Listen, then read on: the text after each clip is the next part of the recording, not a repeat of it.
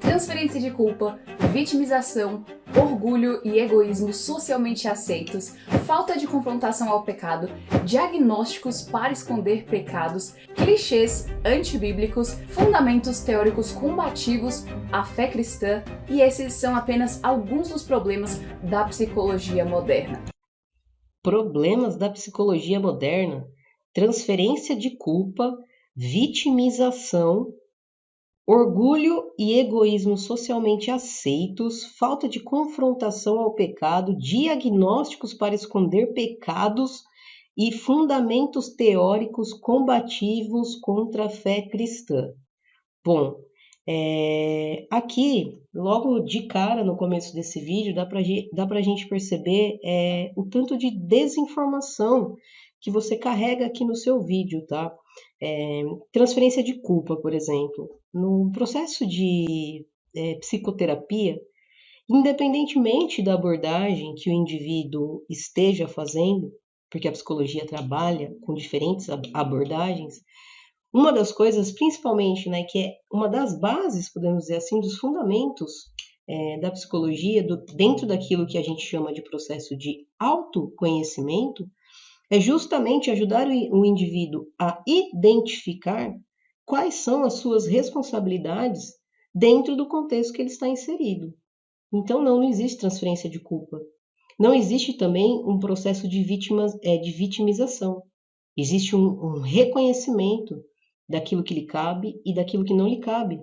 Porque dentro de cada contexto, a coisa mais importante é entender como o sujeito está inserido dentro daquele contexto. Orgulho e egoísmo socialmente aceitos? Não. Desinformação. Falta de confrontação ao pecado? A psicologia, minha jovem, ela é uma ciência. Ela não é teologia, nem doutrina, nem dogmas. Então, sim, na psicologia ou dentro de um processo de psicoterapia, não vai existir confrontação ao pecado. Isso não é na área da ciência, não é na área da psicologia. Isso normalmente está associado a um dogma e a uma doutrina de algumas, né, religiões. Diagnóstico para esconder pecados? Não existe diagnóstico para esconder pecados. Eu não sei também de onde você tirou essa informação. Clichês antibíblicos. Fundamentos teóricos combativos contra a fé cristã. Bom, em 20 segundos de vídeo, até o momento, a gente só tem desinformação. Vamos prosseguir. A fé cristã, e esses são apenas alguns dos problemas da psicologia moderna. Mas nenhum deles é maior do que a afirmação que é feita em toda sessão de terapia, que diz que Deus não é importante o suficiente para lidar com os problemas do ser humano. Pensa comigo. Outra desinformação. E a minha primeira pergunta para você que está me acompanhando aqui nesse react, e também até para essa jovem, se ela de repente já fez um processo de psicoterapia. Nenhum processo de psicoterapia, até porque para todo profissional que lida com a saúde mental, existe um conselho de ética. E dentro desse conselho de ética, existe algumas normas, vamos dizer assim, que algumas regras, né, que o profissional deve seguir. Então, em nenhum processo de psicoterapia, nenhum profissional deveria dizer para você que Deus não é o suficiente para resolver algum problema, etc. Lá, lá, lá, lá, lá, lá, tá? Inclusive, se você passou por algum processo terapêutico, onde você sentiu, por exemplo, né, que de alguma maneira a sua fé foi abalada, em algum sentido, né? Se você se sentiu lesado de alguma maneira, saiba que você tem como direito questionar isso. Inclusive, deixo uma sugestão aqui, caso você tenha passado por uma situação constrangedora, denuncie, né? Procure aí os seus direitos para rever essas questões. Mas isso é uma desinformação dizer que em todo processo terapêutico ou em toda terapia, o profissional vai dizer que Deus não é o suficiente. Está desinformando. Comigo. A psicologia tem seus próprios profetas, tem o seu próprio credo e declaração de crença e coloca o ser humano como sendo um Deus. Não, a psicologia não tem os seus próprios profetas, e já que você está afirmando que tem, diga-nos quais são esses profetas.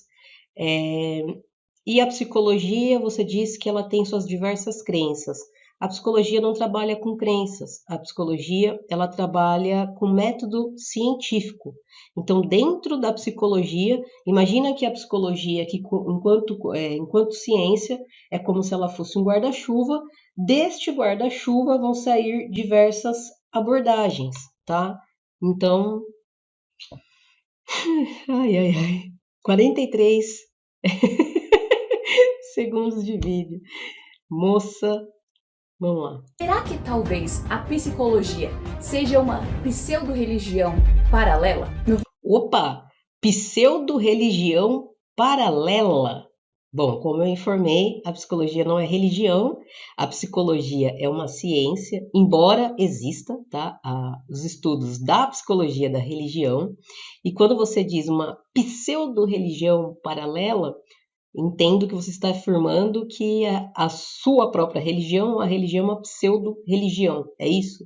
Se for isso, acho que eu posso até concordar um pouco com você aqui. No vídeo de hoje vamos explorar se a psicologia moderna pode andar lado a lado com a fé cristã e quais são as implicações disso para a nossa vida. Recentemente li o livro Psicobaboseira de Richard Getz, um ex-psicoterapeuta que se tornou cristão e abandonou. Psicobaboseira. É um ex-psicólogo, é isso? Ou um psicoterapeuta que abandonou a psicologia para se tornar um cristão.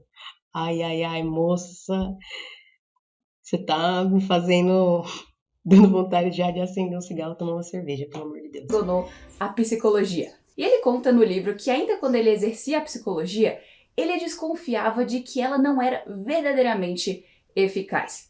E um dos seus colegas disse que era melhor não se preocupar com esse tipo de coisa.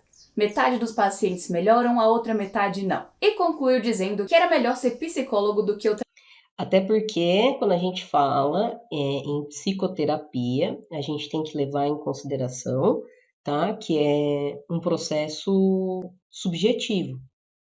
Diferentemente do que é proposto em alguns contextos religiosos, e que não sei se de repente é no seu caso, tá, minha jovem? Mas muitas vezes o que vocês prometem, por exemplo, né, as curas que vocês prometem dentro de cultos, na maioria das vezes, não são curas, né?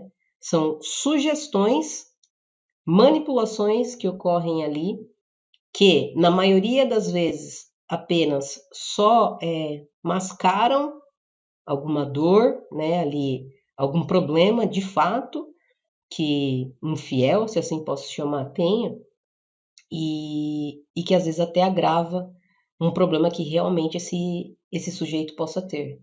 Então, cuidado com as próprias promessas, né, que você afirma aí no seu vídeo, né? Alguns melhoram e outros não. É um processo subjetivo. Trabalho manual debaixo do sol quente. E então ele conheceu um caso impossível no Instituto Labrie, fundado por Francis Schaeffer. Ele conheceu Ted, um homem com uma aparência horrível e que tinha feridas profundas no seu crânio por causa do seu comportamento. Ele tinha passado por vários hospitais psiquiátricos e nenhum deles ajudou. E Richard, ainda não convertido, conversou com ele, descobriu sua história e não conseguiu ajudá-lo em nada. Toda ajuda humana falhou. Mas os obreiros cristãos não desistiram. Ted conheceu Ah, tá bom. Imagino que vai chegar, né? Os obreiros, toda ajuda de profissionais preparados, né? Que se dedicam, que estudam, não resolveu, mas aí vai chegar um obreiro, alguém lá da sua igreja, né? Algum pastor e milagrosamente vai resolver a situação. Acredito que é isso que vem pela frente, né? O Jesus ali e a sua vida foi radicalmente transformada. E ali também Richard Gans foi apresentado ao aconselhamento bíblico pela primeira vez. E isso nos lembra que Então, só um ponto de observação, que aqui fica importante a gente falar. Já existem trabalhos e estudos científicos que apontam e demonstram o quanto que, quando o sujeito trabalha a espiritualidade, o quanto que isso colabora e melhora, né, a sua saúde mental. Entretanto, a gente precisa separar o que é aconselhamento, né, ou direcionamento psicológico de aconselhamento bíblico.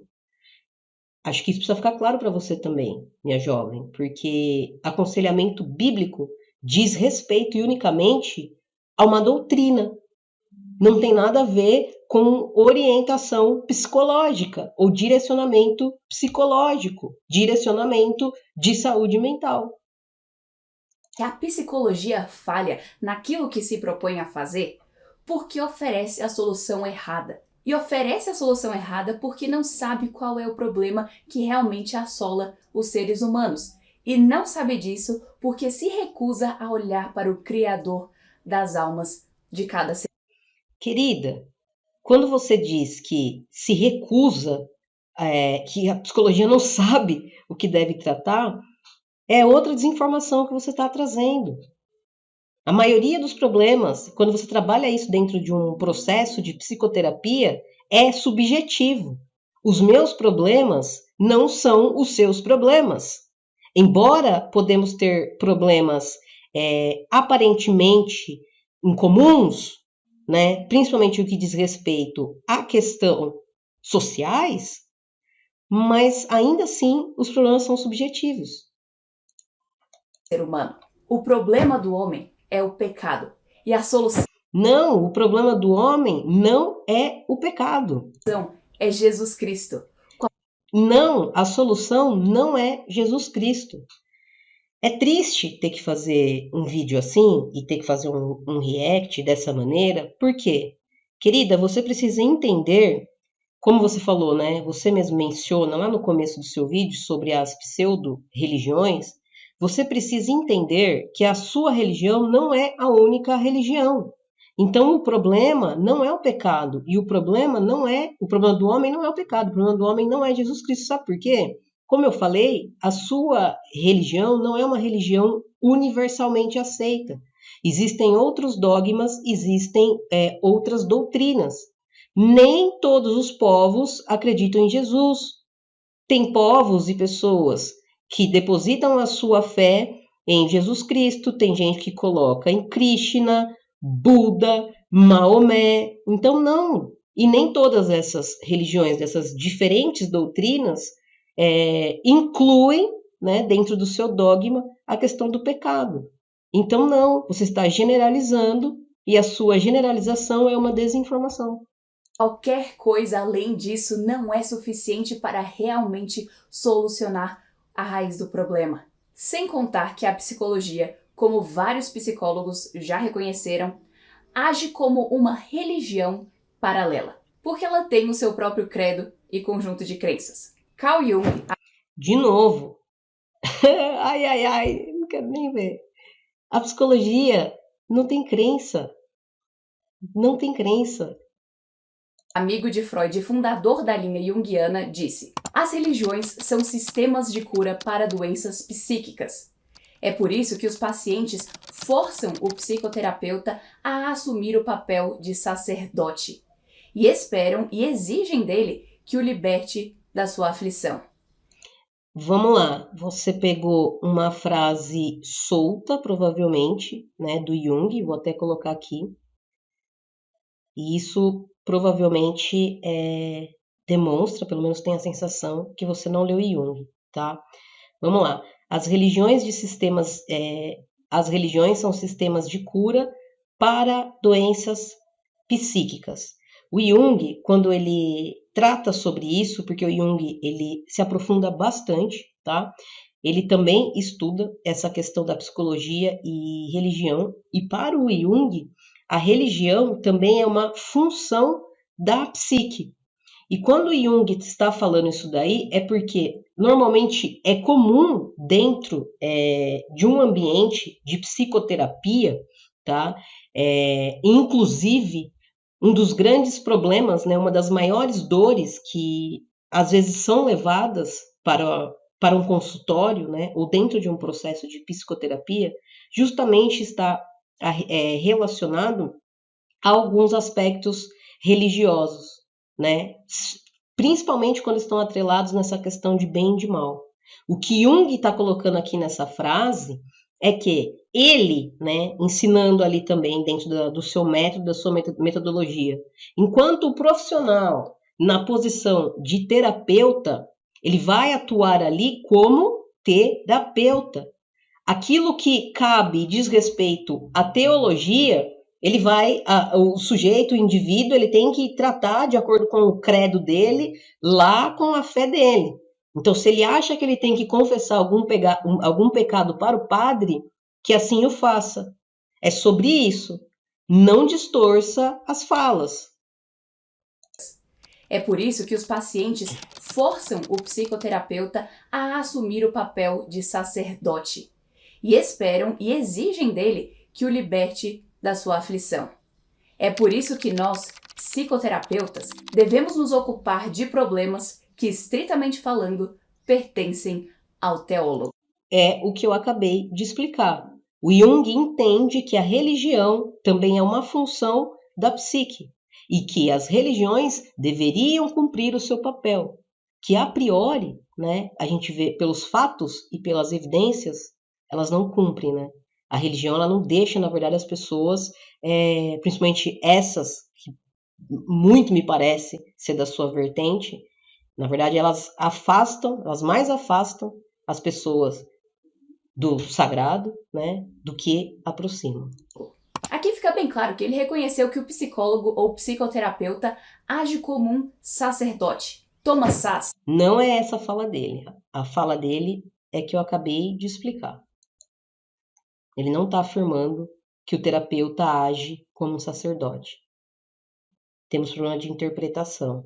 Um outro psiquiatra húngaro disse que, no século XVIII, a cura das almas era parte integrante da religião cristã. Mas com o declínio da religião e com o crescimento da ciência, tentaram tirar a responsabilidade da religião cristã e confinar isso à ciência. E Paul Vitz, psicólogo americano e professor emérito de psicologia na Universidade de Nova York, afirma no seu livro Psychology as Religion, The Cult of Self-Worship, traduzindo Psicologia como Religião, a Seita da Autoadoração, que a psicologia tornou-se mais um sentimento do que uma ciência, e agora faz parte do problema da vida moderna em vez de parte da sua resolução.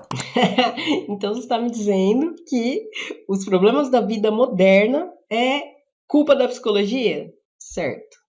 Ao ouvir isso, algumas pessoas podem pensar, mas e se o psicólogo for cristão? Bem, eu entendo a pergunta, mas a problemática... Se o psicólogo for cristão, lembra, né? Conselho de ética, se ele é cristão, a fé dele não deve interferir no processo psicoterapêutico.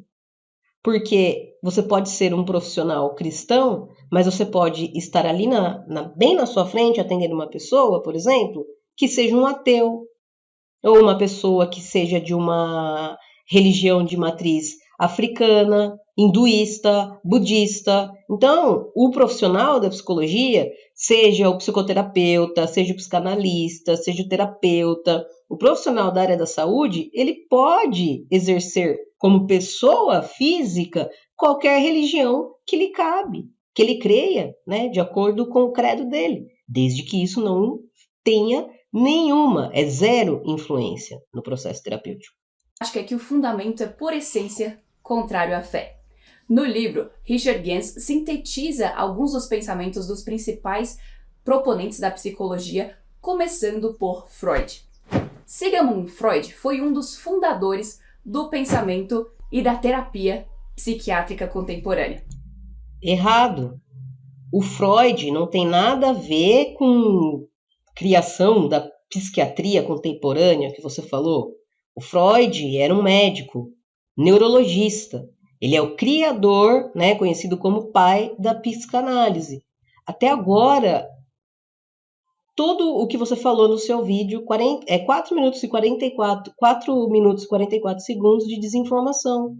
Para Freud, o ser humano é um animal movido ao instinto dominado por impulsos. Em outras palavras, pessoas não são responsáveis pelas suas próprias ações. Outra pessoa é culpada. Ao atribuir a responsabilidade pelo comportamento aos pais, ao ambiente, aos traumas de infância, ao inconsciente ou aos seus impulsos primitivos, os pacientes são autorizados e até mesmo encorajados a assumir a mentalidade de vítima. Então, aí, pelo que eu entendi, você está trazendo uma frase desse Richard Gans, né, que eu acho que é um psicobaboseiro também, para escrever um livro psicobaboseira, apesar de eu não ter lido esse livro. Mas o que me parece, e se em algum momento ele trabalhou como psicanalista, ele não entendeu nada de Freud, e aí eu não sei se é ele que não entendeu, porque eu não li esse livro, Psicobobeira, ou não sei se é você que não entendeu, de repente, o que o Richard Gans está falando. Porque o Freud, ele não vai afirmar que somos animais. Dá para fazer uma analogia em termos de entendimento mais didático em relação ao inconsciente, que quando não temos uma boa gestão desse inconsciente, é como você fazer uma analogia do cavalo e do homem sobre o cavalo. Se a gente não doma esse cavalo, que, por exemplo, é o inconsciente, o que acontece? Você está em cima do cavalo, o cavalo, ó, pau, sai de qualquer jeito cavalgando. Por quê? Porque simplesmente é o instinto do animal, correto? É uma analogia. E o Freud, de momento algum, está falando que somos animais. Outro contraponto. É claro que os exemplos, né, a sua convivência com seus pais ou com aqueles que exerceram essa função, né, de pai e mãe, todo o seu contexto de infância vão influenciar nos seus comportamentos. Afinal, nós somos o que somos baseado dentro daquilo que acontece dentro do nosso contexto. Então, mais uma vez, é uma desinformação. Até o momento, no seu vídeo, não tem nada coerente, nem com os psicólogos que você citou como exemplo.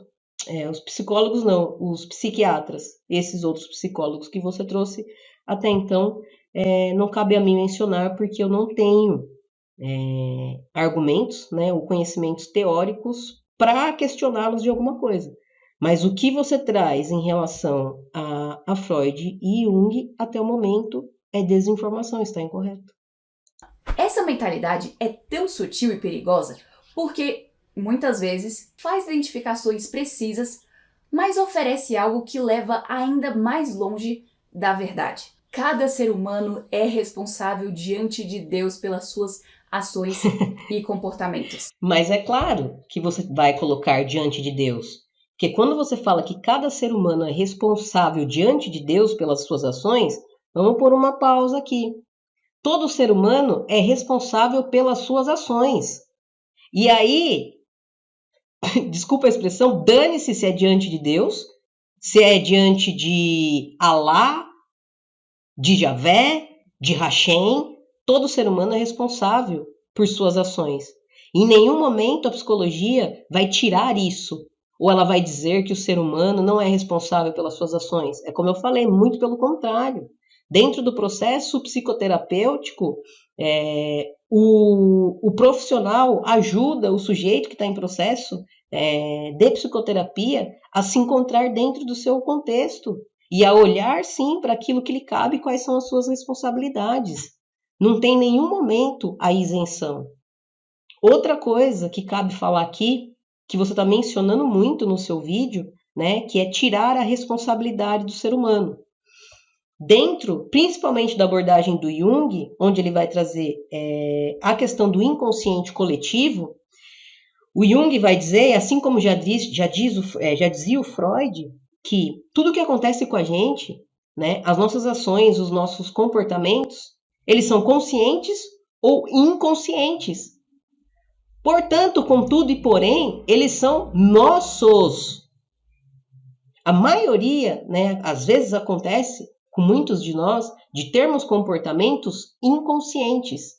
Ainda assim, são de responsabilidades nossas, porque toda manifestação do inconsciente é nossa.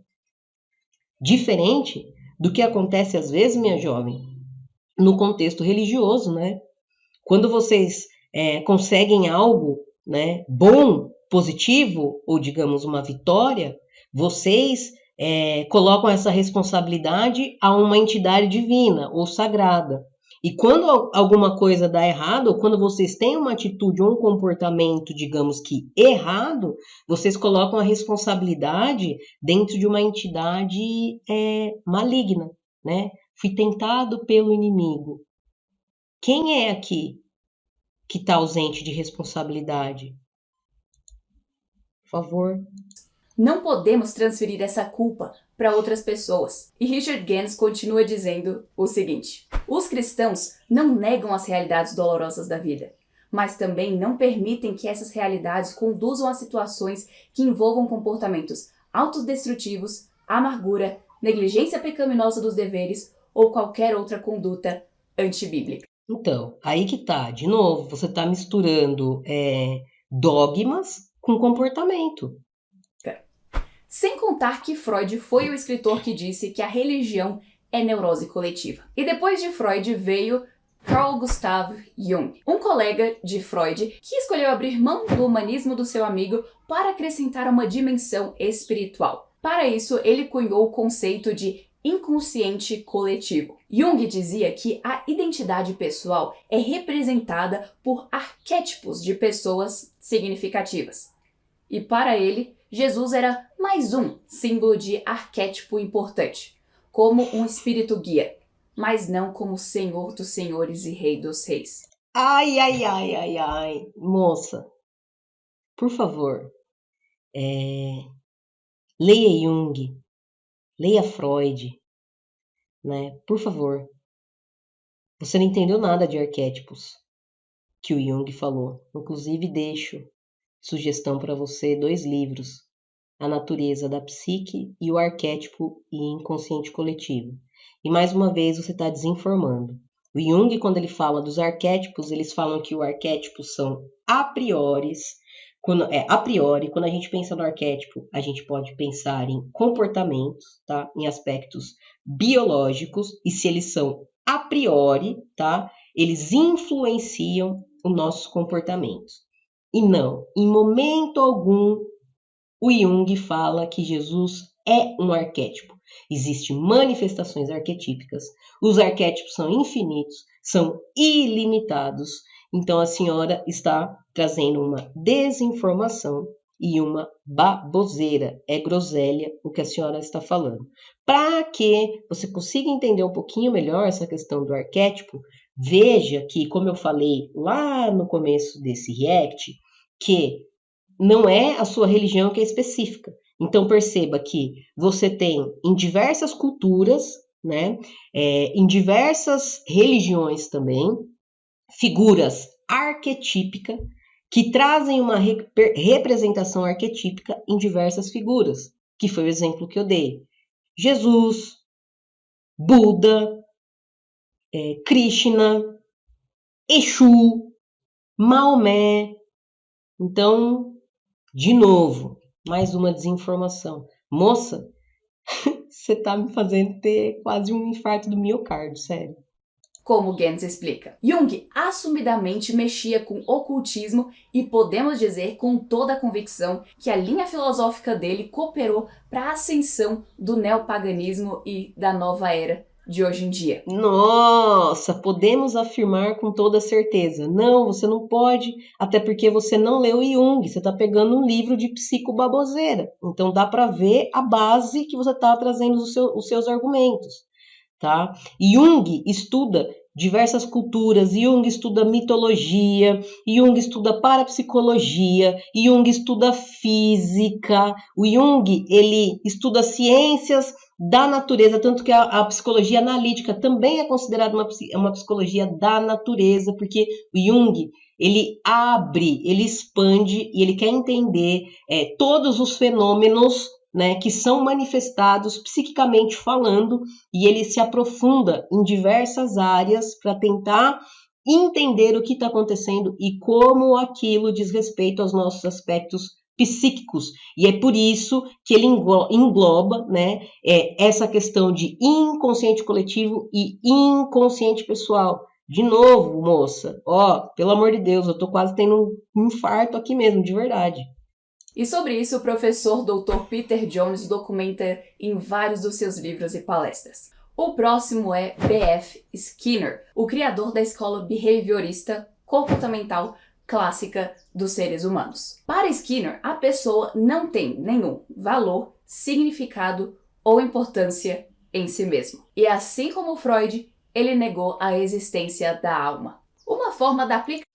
Nossa, cara, eu não sei de onde que você consegue afirmar com tanta propriedade que esses autores estão dizendo que o ser humano não tem valor nenhum. Aliás, existe uma contradição na sua fala, porque no início do vídeo você diz que a psicologia coloca o homem como Deus e agora você está dizendo que o Skinner, assim como o Freud, diz que o homem não tem valor nenhum. Isso me parece também que você não leu nada sobre behaviorismo, porque você afirma umas coisas que, sinceramente, eu não sei de onde você tira. A aplicação da sua teoria é o reforço positivo, que manipula pessoas para controlar o seu comportamento, consequentemente nega a responsabilidade pessoal ou a necessidade de controlar pensamentos, palavras e ações. Essa mentalidade animal não enxerga a dignidade humana e rejeita a imagem de Deus no homem. É uma das perspectivas mais desumanizadoras possíveis. Depois, Carl Rogers, aquele que personificou a psicologia humanista. Rogers cresceu cristão, mas depois de influências da teologia liberal, abandonou a fé em troca do humanismo. E com o passar do tempo, ele começou a buscar por elementos sobrenaturais, o que o levou ao ocultismo. E ele disse que até mesmo conseguiu falar com sua falecida esposa e que ela o encorajou a continuar no seu relacionamento de adultério que ele tinha iniciado logo antes dela morrer, nos estágios finais da sua doença. Não é surpresa que ele promovesse... Olha, sobre essa questão do Carl Rogers em relação a essa questão aí da mãe dele, eu, Gláucia, particularmente, não tive acesso a essa informação, então não posso dizer se ela é verídica ou não. Mas quando você traz muito essa questão do ocultismo, eu vou reforçar mais uma vez aqui, tá? Existem já diversos estudos que diz essa questão das manifestações do inconsciente. Então, inclusive, meu bem, aquilo que acontece dentro do seu espaço da doutrina ou do dogma que vocês atribuem a santos, né, ou a entidades malignas, seja o que for, na verdade isso é uma manifestação do inconsciente de cada pessoa. E que quando isso está dentro de um contexto, né, com outras pessoas envolvidas, isso acaba sendo uma manifestação do inconsciente coletivo. Então, mais uma vez, a psicologia não ausenta nenhuma responsabilidade do sujeito. Na verdade, me parece que o que você está falando aqui acontece dentro do seu dogma e dentro da sua doutrina, dentro da sua religião. Uma outra questão que o Jung traz dentro da psicologia dele é o que ele vai chamar de enantiodromia, que o Jung ele vai falar que o quê? Uma psique, quando ela não está saudável, significa que existe uma cisão. Desculpa.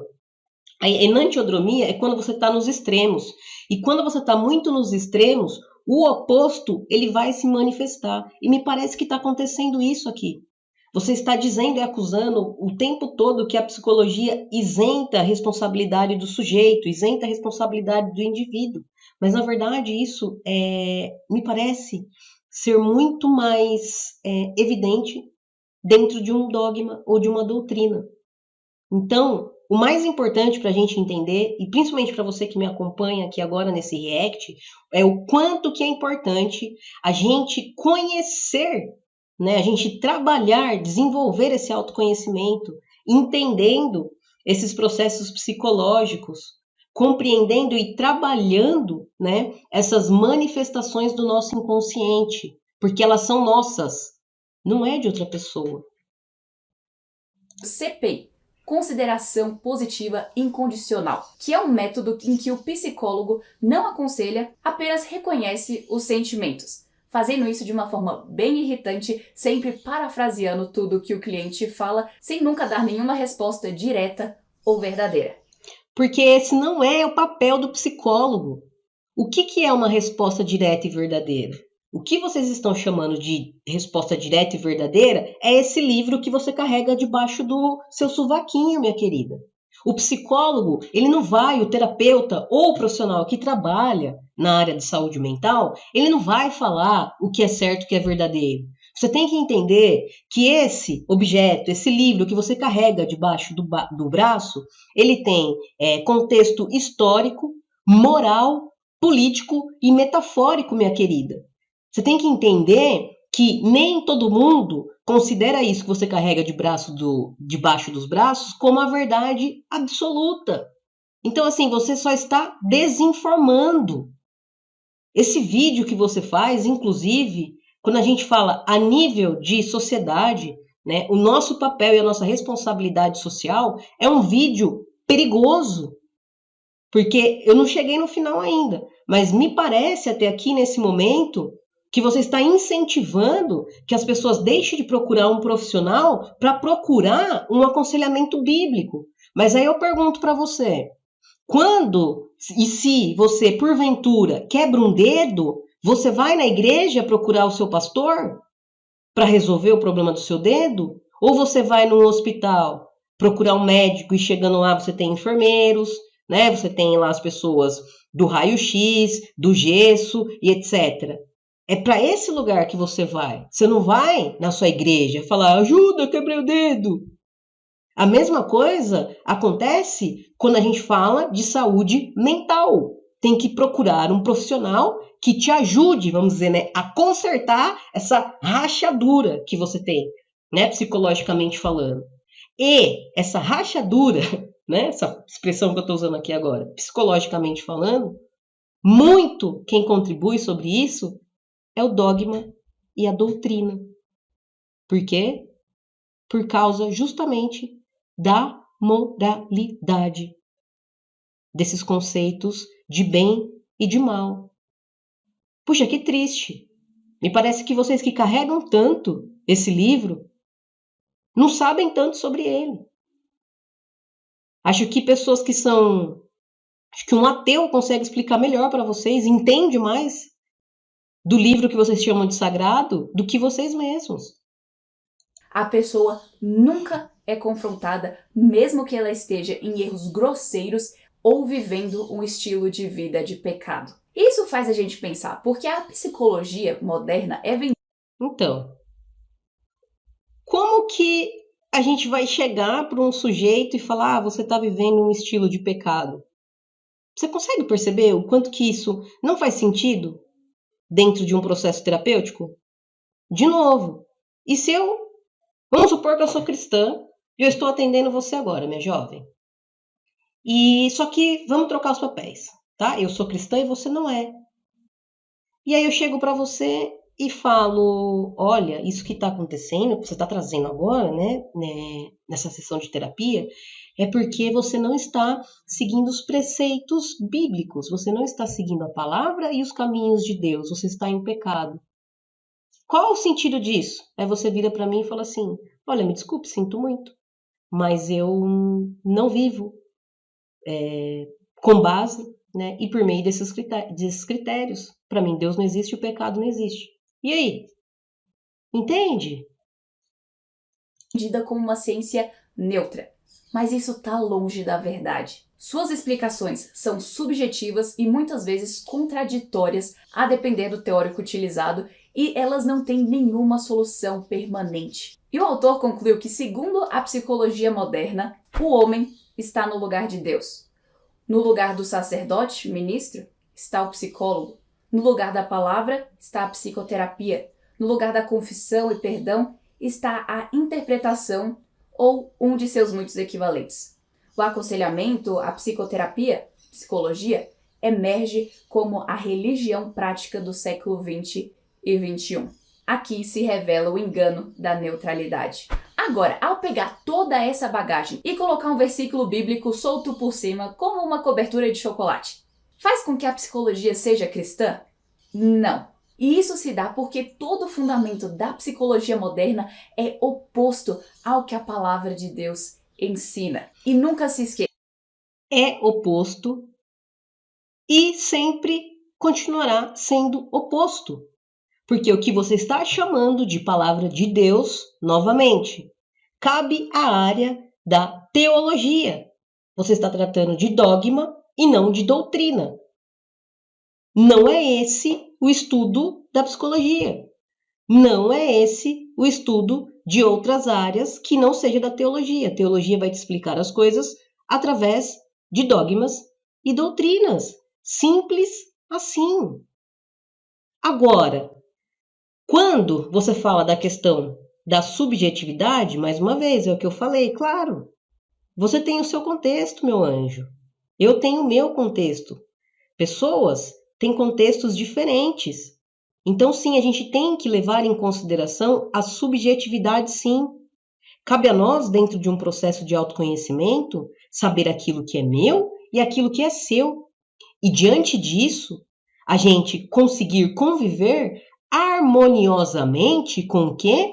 Com a diversidade, com as nossas diferenças. E esse é o ponto que aí entra aqui a crítica ao dogma e doutrina, e aí eu coloco a minha crítica, que vocês, da religião de vocês, não aceitam. Porque aquilo que vocês usam dentro daquilo que vocês chamam do livro sagrado, vocês tomam de maneira literal, de forma absoluta e como a verdade absoluta. E não necessariamente é. Entende? Cabe a sua interpretação. Se você toma isso como uma verdade absoluta, tudo bem, eu respeito. Será que você pode me respeitar que não tomo isso como verdade absoluta e que não vou conduzir a minha vida pelos mesmos valores e princípios que você? É sobre isso que a gente está falando. E quando eu trago aqui que o inconsciente, né? As nossas ações, os nossos comportamentos, eles podem ser conscientes, inconscientes, e que, independente se essa manifestação é consciente, inconsciente, ela é de cada um de nós, é que quando eu não trabalho isso em mim, quando eu não aceito essas questões em mim, que dentro da psicologia analítica a gente vai falar que está na sombra, né, que a gente sempre vai ter os pares de opostos. Os pares de opostos, eles não vão se aniquilar, eles precisam ser complementares para que a gente consiga transcender isso, tá? Dentro da psicologia analítica, a gente chama de função transcendente. Então, aquilo que eu não aceito em mim, que eu não reconheço em mim, o que acontece, minha jovem? Eu vou projetar. Quais são uma das coisas que a gente vê, a manifestação, é evidente, é um fato, tá ali que a gente pode analisar. Onde a gente tem um grande número de abuso, de aonde? Dentro da doutrina, dentro da religião. Por quê? Porque a religião castra, a religião boicota tudo aquilo que está associado ao quê? A sexualidade. Então, é muito dessa manifestação que a gente vê aí. Entende? Ou tá muito difícil? As soluções que Deus dá são muito melhores e mais duradouras. Qual é a solução, então? Como a igreja cristã funcionava antes da armadilha da psicologia? O apóstolo Paulo nos dá a resposta. Que armadilha da psicologia? Por isso, aconselhai-vos e edificai-vos mutuamente, como de fato já estáis fazendo. A igreja local. Então, como eu falei, pega esse livro que você chama de A Verdade Absoluta e da palavra unicamente, exclusivamente de Deus, e perceba, né? O que você tem de moral, o que você tem de contexto político, histórico, né, metafórico, porque você tem que entender que o pessoal nessa época, a ciência não era a mesma, tá, minha querida? Então, outros recursos ali eram utilizados para aquela civilização daquele período e daquele momento atual. É um corpo de crentes que foram transformados por Jesus e habitados pelo Espírito do próprio Deus. O mandamento bíblico é para nos aconselharmos e edificarmos juntos, carregando os fardos uns dos outros e crescendo juntos na graça. Então, você usou a palavra correta. Aconselhamento bíblico para trabalhar dentro de um dogma e de uma doutrina específica. Aconselhamento bíblico não tem nada a ver com orientação psicológica.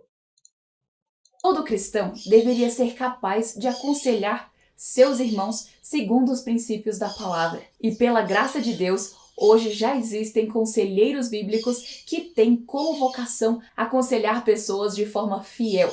E isso se chama aconselhamento bíblico. Se o aconselhamento bíblico, e aí é que tá, né? Cabe aqui também uma explanação. Como eu falei, e é algo também que eu acredito, quando a gente trabalha a espiritualidade, tá? De maneira racional, tá? Não de maneira infantil. Ela melhora, sim, o nosso estado de saúde, né? Seja ela física, mental. Eu acho que a gente tem, como ser humano, né? Olharmos para o todo. Por isso que a gente fala um olhar holístico, certo? Mas a partir do momento em que você, por exemplo, nega ou que você orienta, por exemplo, que a pessoa não passe por um processo terapêutico para passar por um processo, como você está chamando, de aconselhamento bíblico, pelos mesmos motivos que eu expliquei anteriormente, isso é charlatanismo. Essa é a disciplina que redime e apresenta uma alternativa à psicologia moderna. É o aconselhamento real, que ajuda pessoas a lidar com seus problemas. De novo, não é o aconselhamento real. Ele é real para você, dentro do seu contexto, dentro dos seus princípios, porque nem todo mundo, assim como você, acredita ou acha que o livro que você chama de sagrado é a verdade absoluta. Percebe? Sabendo que a Bíblia é suficiente. Já as pessoas Não é, acabei de explicar. que ainda não são crentes, que estão passando por problemas, elas precisam, antes de tudo, ser apresentadas a Cristo. Só Ele tem as respostas. E como que você me explica, então, se elas têm que buscarem a Cristo e só Cristo tem a resposta, que provavelmente é o que você vai completar aqui, como é que você esclarece, então, as pessoas que acreditam em outras vertentes? As pessoas que, por exemplo, são devotas a Exu, a Buda, a Maomé, a Krishna. Como é que você consegue responder a isso? E poder para mudar os corações de pedra em corações de carne. Então, de novo, né, mais uma vez, essa sua fala deixa claro, então, que todas as pessoas que não creem em Cristo, elas têm um coração de pedra. Somente em Jesus teremos a força do Espírito Santo para vencer os hábitos pecaminosos e mudar de estilo de vida, rumo a uma vida ordenada e cheia de significado. Rapidinho, já já o vídeo vai voltar. Mas antes... nem precisa mais voltar. Vamos parar por aqui, gente. Vou até voltar aqui no começo, né? Que me chamou bastante atenção, principalmente essa questão de transferência de culpa. Para mim, como eu falei, é a primeira vez, né, que eu tô fazendo um vídeo desse modo, né, em react. Não tenho a intenção de ofender essa moça nem nada, ela tem o direito de fazer o trabalho dela, mas é importante a gente compreender, tem bastante sim, tá? Tem bastante desinformação nesse vídeo. Eu também não sou a dona da verdade, né? Eu não tenho a verdade absoluta, mas eu trouxe esse vídeo na intenção de trazer aqui para vocês como é a minha ideia aqui no canal, o meu propósito, a reflexão e o pensamento crítico, né? A gente tem que tomar cuidado, porque a gente está com esse movimento, principalmente aqui no Brasil, muito forte, né? Muito ativo, vamos dizer, nessa movimentação de uma única religião, um único Deus, etc. Tralala. Gente, isso é perigosíssimo. Isso é perigosíssimo. E, sobretudo, o que eu reforço aqui para vocês é importante, sim, né, a gente trabalhar essas nossas questões psicológicas. É como eu falei, a manifestação inconsciente ela está acontecendo o tempo todo. Nós que precisamos trabalhar isso e reconhecer todos os nossos aspectos, né? Sejam eles de virtudes, habilidades e talentos, e sejam eles aspectos que a gente chama de sombrios ou reprimidos. Enfim, eles são nossos. Então, o que eu deixo aqui para vocês tire suas conclusões, suas reflexões, né, sobre esse vídeo, sobre as falas dessa jovem, né, do meu react sobre as minhas falas também, sobre as contestações que eu fiz, sobre as informações que eu trouxe aqui também. Compartilhe aqui comigo qual a sua percepção, qual a sua visão, para que a gente também possa trocar. E, acima de tudo, eu gostaria até de encerrar com uma frase do Jung. Eu não sei se eu vou conseguir reproduzi-la da forma original mesmo, mas o Jung ele vai dizer que a história de vida dele é uma história de um inconsciente que se realizou. Né? Em outras palavras, é o quê? Todas as manifestações que acontecem, né, que as nossas ações, os nossos comportamentos, é uma manifestação do inconsciente. É como eu falei, tem aspectos em nós que nós reconhecemos que são inconscientes e tem aqueles aspectos que eles são tomados por nós.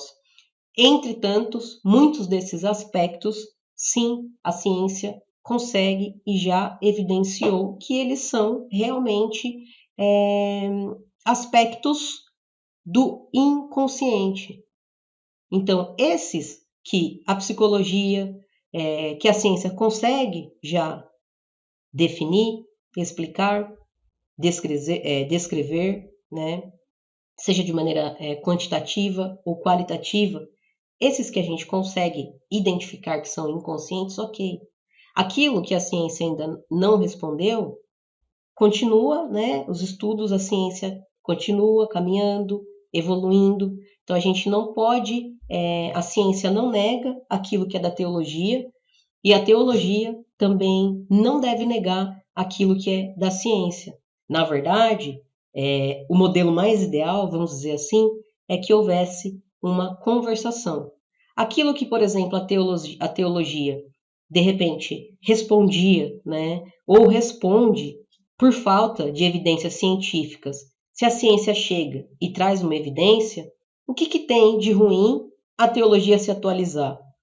E aquilo que porventura a ciência não responde, tudo bem, a teologia responder como sendo algo sobrenatural, né? O ideal é que deveria haver um diálogo e um complemento, e não essa divisão e essa separação.